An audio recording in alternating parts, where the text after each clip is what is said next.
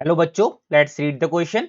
The question is a whistle emitting a sound of frequency 440 Hz is tied to a string of 1.5 meter length and rotated with an angular velocity of 20 radian per second in a horizontal plane.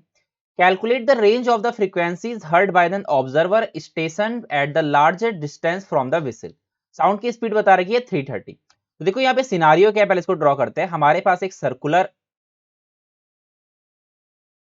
एक whistle है जिसको हमने एक circular path में घुमा रहे हैं, ठीक है, with a string length of 1.5 metre.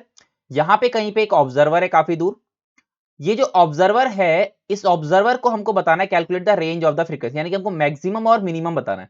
तो देखो मैक्सिमम और minimum, for example let us suppose अगर मैं उसको एंटी क्लॉकवाइज यहां पे घुमा रहा हूं, विसिल को अगर मैं एंटी क्लॉकवाइज घुमा रहा हूं, सो फर्स्ट ऑफ ऑल क्या होगा कि हमें पहले बात तो ये पता चलना कि ऑब्जर्वर को मैक्सिमम और मिनिमम वेलोसिटी कहां पे सुनाई देगी.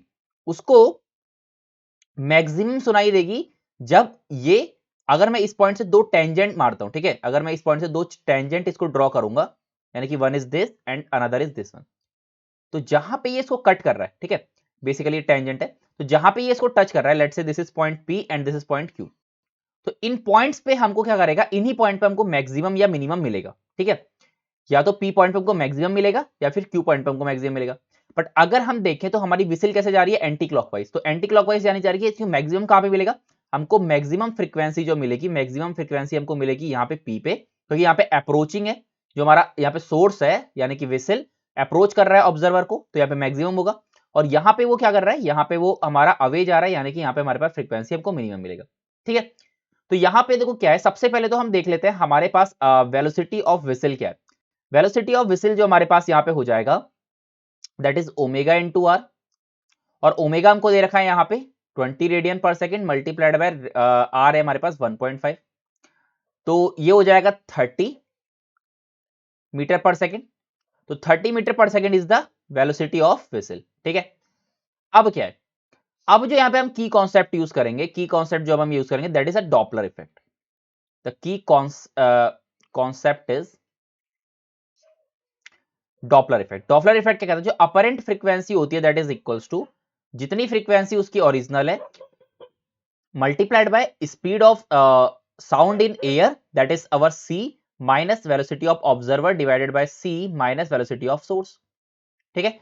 अब यहां पे हम गिवन केस में इसको लगाते हैं, तो देखो क्या होगा, अगर मैं एफ मैक्स पता लगा, यानी कि एफ मैक्स को अगर मैं निकालना चाहूं, तो that will be equal to f multiplied by, यहां पे हमारे पास ऑब्जर्वर क्या है, रेस्ट में है, तो हम इसको सी लिख देंगे, यानी कि साउंड की स्पीड डिवाइडेड बाय सी. अब यहां पे क्या है, अप्रोचिंग है हमारा, जो यहां पे जो सोर्स है, सोर्स अप्रोच कर रहा है, तो यानी कि प्लस के साथ हो जाएगा, so we can say C minus we, ठीक है.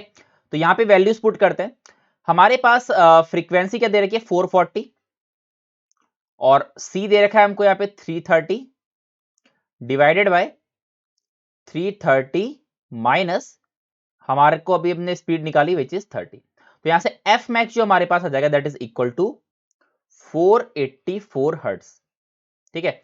तो एफ मैक्स हमने निकाल दिया 484 हर्ट्ज. अब यहां से हम एफ मिनिमम निकालते हैं, तो एफ मिनिमम के पास क्या होगा, f c c plus v हो जाएगा, क्योंकि अब यहां पे क्या है हमारा जो हमारे पास सोर्स है, सोर्स यहां से अवे जा रहा है, ठीक है. तो फिर से यहां पे वैल्यूज रखते हैं, तो that is 440 330 divided by 330 plus 30, तो यहां से जो हमारे पास आंसर आ जाएगा एफ मिनिमम का which is equal to 403.33 hertz, ठीक है.